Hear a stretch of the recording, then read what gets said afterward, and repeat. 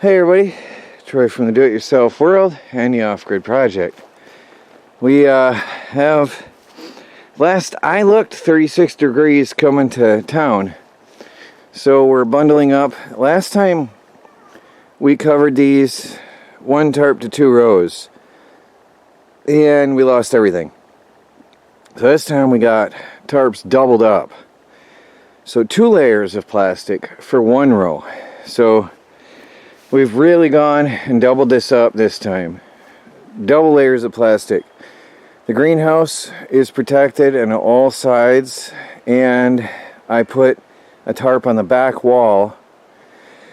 Now, please pay attention. I am preparing as well as I can for a potential freeze that may come. They're saying 36 degrees in town. But knowing that we generally get colder out here, we're expecting generally 10 degrees colder, which will put us at 26. And we had 5 nights ago, we had 30 degrees when it said 46 in town. That was 16 degrees lower than what they said in town at that time, or what they predicted. So we're getting ready for it anyway. I know tomorrow somebody's going to yell at me and say, well, that's what you get for not being prepared if I show any damage. But we're doing all we can. So there's that. Now over here, we've got her flowers covered. We've got flowers covered. We've done what we can. I put individual boxes and containers over plants that I think are going to be really sensitive. Out here, I've even covered my herbs. And I put bags over trees. In here we have some cold sensitive plants that are double covered. I put plastic bags over the plants, and then we put tarps over that as well as we can. We're out of materials. Our potato garden, as much as we can do, we've got it covered. This took 2 tarps. My whole large herb bed, because we do have some tomatoes in here, some herbs that have taken a hit when it froze the other night, and it wasn't supposed to freeze. According to the weather, it did freeze here lightly, and we lost some herbs and we lost a tomato plant. And here I've lost my bee balm entirely. Now you may remember this herb hill took a hit from the deep freeze 3 weeks ago, and it was 4 or 5 nights ago we had a freeze and the bee balm gave up. It's gone. It's just dust. So that's the end of that. So I've covered this as well as I can. I covered this one because my lemon balm was only had a few leaves on the top because of the first freeze, and I've got some little tiny herbs and starters and seedlings in here. Hopefully that'll survive. I put down here, there's a baby tree. I put a bag over it and put the wheelbarrow over that. The apples seem to be okay. Here I'm going to be fighting with the wind. I'm going to put down another log. The wind comes from this direction. Here I've got a tree covered with cardboard and layers of bags. Let me pause the camera and put that down now. So, knowing the unpredictability, is that a word, of the weather, we are trying our hardest to protect the plants that we can. A lot of those are cold weather plants, but she did have some sensitive ones and all up in there. That's the majority of our sensitive plants covered, double layered. And then we did what we could with what we had left. So I'm sad because the irises got destroyed. We only had 3 or 4 flowers total after all those beautiful stalks that were coming up. And now we've got something else that I don't know if we've seen before, that I don't think we're ever going to see this year. These herbs have taken a hit from the previous freeze, and this was again in town was supposed to be 46 degrees, and this took a lot of damage from that freeze, and it's really damaged in the middle pretty bad. There's a lot of dead and dying pieces. So we're having it hard this year. And over here, I hope these are going to be okay, because we got some really amazing flower stalks coming up, but we just don't have a way to protect them tonight, and they're not food, so they're not the highest priority over the food. But I hope they make it. I hope we don't get a freeze. I'm even using boxes to cover sensitive plants, and that's all we can do. Where is it? Is that it? Why won't you focus? Yeah, see that? That is the sign of a clear night to come. Let me see how good the zoom is. And the focus. Can you focus? Maybe we can see men walking down there or something. Is there any sign of life out there? Oh, anyway. Whoa. There is the moon. And that's a sign of a clear night, which means a cold night. So we're hoping it'll all be okay. Chris was over the other day. I'm trying not to bounce my camera. This is not as stable as the Sony Handycam was. I'm going to get another Sony Handycam when I get some money one day.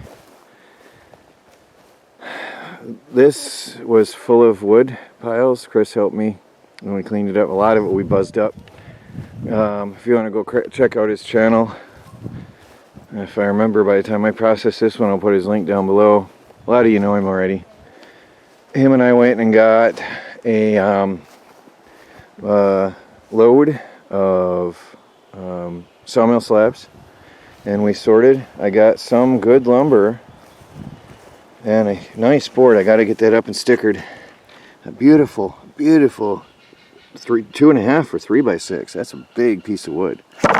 And some good, beautiful, clean pieces of lumber. Although the knots are peeling up in a bad way, so it won't be all usable. These are going to be cut into 4-foot sections for the garden fence. These are going on the mill to be cut into 8-footers for the privacy fence. Here's some more usable lumber. And then some pieces that are actually ready to go up onto the big fence. And we sorted that. Then over here, we put the rest of that pile from one load. That's a $10 load, which is a full cord of wood for $10.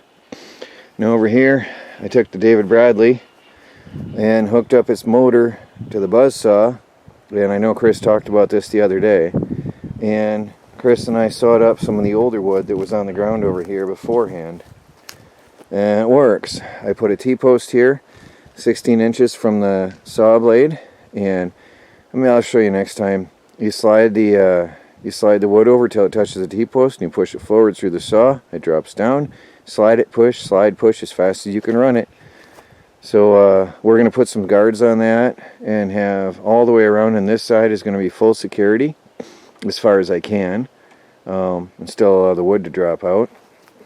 And then over on this side, I'm going to put all kinds of guards and securities and safeties all the way around this side of the blade as much as I can, and still run the wood through. I don't want to restrict the wood. There is a sort of a cover here, but really I want to close that in entirely. And down in here, I want to close that in and maybe put something over the pulley, just extra safety. And I'm going to probably close in down here in case anything happens to that blade and any shrapnel might want to fly. I'm going to close this off entirely. I can't put anything more here next to me, but I can probably put some kind of a safety here next to where I'm standing in case anything happens to the blade ever. But I've heard of them exploding if you hit nails. This is all from the sawmill, so there's no nails, but yeah, just be safe. But anyway, that's firewood ready to burn. That's dry, that's from last year, and cut and ready to go. It's poplar, so it'll be good for morning heat, for quick heating out and quick burning. And then later we can mix that with some pine. That's a whole load of pine. All of that is pine. We can mix poplar with pine, and the poplar will help burn the creosote from the pine and burn it hotter. And we'll have not as hot a running fire, but yet less creosote. So there's a whole load ready to go. We didn't have the strength by the time we were done that day to unload this, but it's there. So my good old trailer is serving us well still, and we got to get that next time. But we were both tired, and we both took a day off. This was from the other day. Anyway, there's some overviews of what we've been doing. I think that's it for tonight. You can see where we clean up all the wood and all the pallets that were around. And Chris helped me. We picked up a whole mess of, that's where the boards were. They were stickered and waiting for that fence line right there. That was here on the pallets.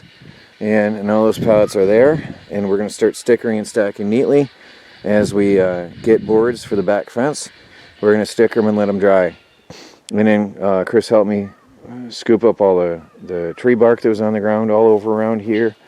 We started on here, but we really got exhausted. I hurt my ankle, and he hurt his shoulder, and we called it a day. That was the end. We still got a little bit to clean up. The mulch we put in there in the walkway inside the greenhouse, and got that down so it keeps some of the grass down. Speaking of grass, I then push mowed with my good old Troy Belt self-propelled mower all of this. Actually, our whole entire property I push mowed so far. We sold our mower to pay some bills. My business is no more the one that I was doing. Long story. Maybe I'll tell you one day. Right now, we're selling everything. That's it for tonight, guys. We'll see how it goes. And the girls are winding down and enjoying some bubbles. It is cold. It is wintry cold. Oh, there's the chicken chasing Bubbles. He hangs with us. That's funny. Is he chasing Bubbles? He is? He's chasing Bubbles. That is funny. He's chasing Bubbles? Hey, he doesn't see him now. That was funny. Anyway, that's it, guys, for tonight. It's going to be a cold one. We'll see what happens in the morning. This is Troy from the Do-It-Yourself World and the Off-Grid Project. Please like, subscribe, and share, and follow our daily videos as we strive to become fully self-sufficient and off the grid on a budget. Self-sufficiency is harder this year because we're getting a lot of freezing. This is summer. Well, here we are. Talk to you later.